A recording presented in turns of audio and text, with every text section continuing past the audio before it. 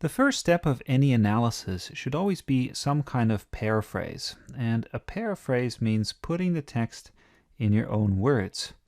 With a longer text, like a novel, you obviously don't have to rewrite the whole thing, but it's still good to look up difficult words and get a sense of how you would say it, what it means to you specifically.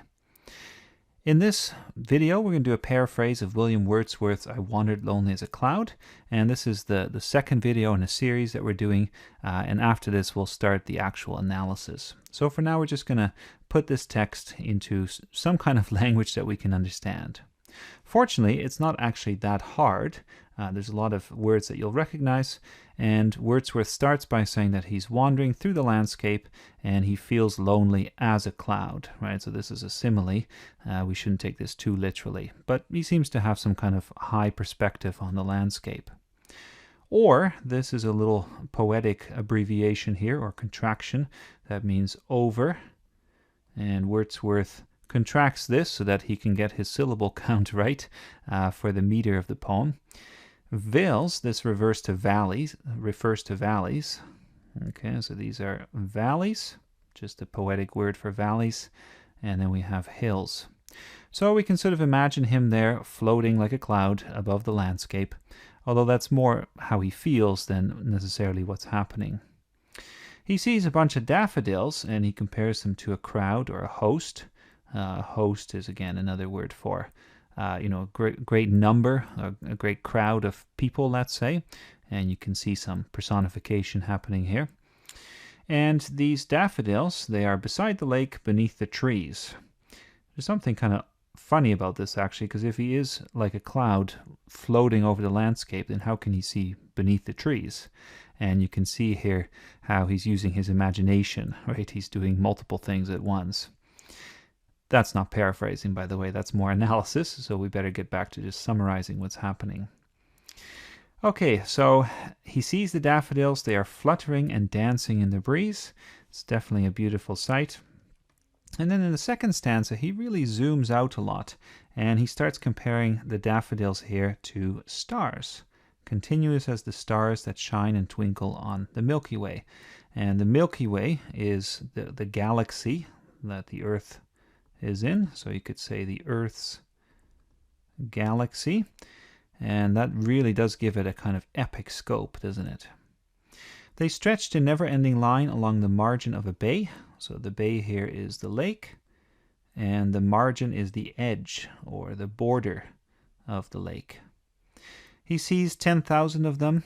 It seems like there's a tremendous number, and this is just a single glance, so it's possible that there are many more, and they are tossing their heads in sprightly, which means lively, dance.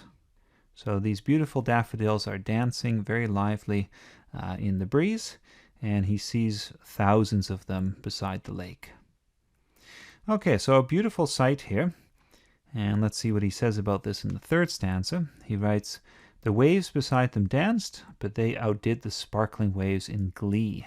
Glee means happiness, cheerfulness.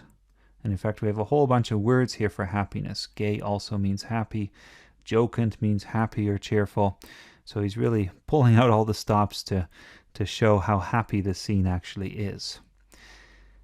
The waves and the daffodils seem to be in a kind of competition here. They're trying to see who's going to win the award for the best dancing, for the most happiness, and the daffodils definitely win the prize, right? They outdid the sparkling waves in glee. They are the most happy.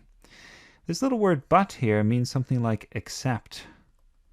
So a poet who's walking through the landscape can't help but feel happy, right? Could not except be gay in such a happy company. And again, this word gay is not our sense of gay necessarily.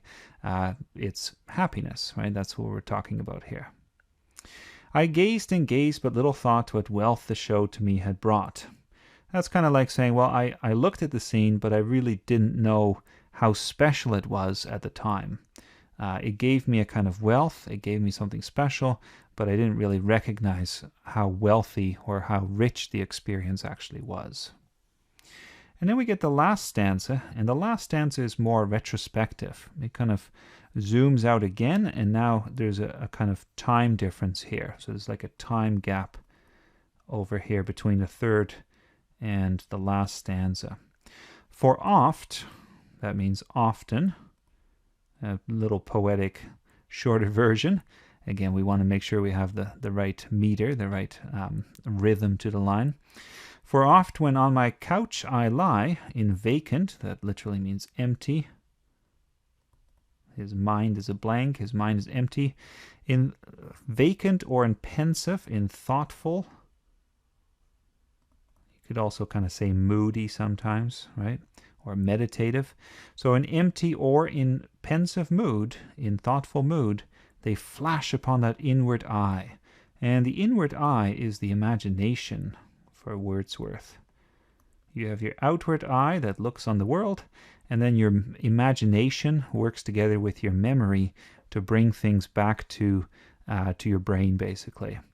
So the memory of these daffodils, that flashes upon his imagination or his memory, and that inward eye in turn is described as the bliss of solitude. So solitude is being by yourself, bliss is happiness, and you know what? The imagination is something that gives you a great deal of happiness when you're by yourself. Then we have the last two lines, and these go, and then my heart with pleasure fills and dances with the daffodils. Not too hard.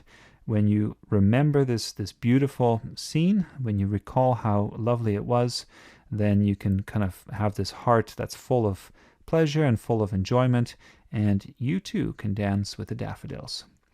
So that's paraphrasing the text, and hopefully you found this helped in clarifying just the basic meaning of the poem.